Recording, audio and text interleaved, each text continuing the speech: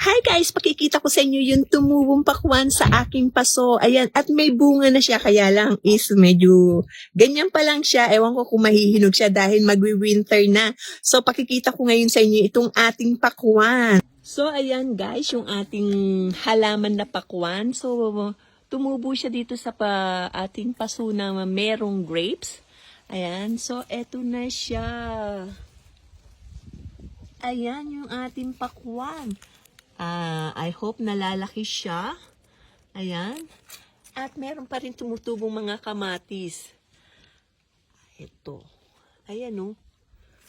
Ayan. So, tumubo lang siya, guys. Ayan. So, I hope na lumaki pa siya bago tuluyang mag-winter. Ayan o, yung ating pakwan.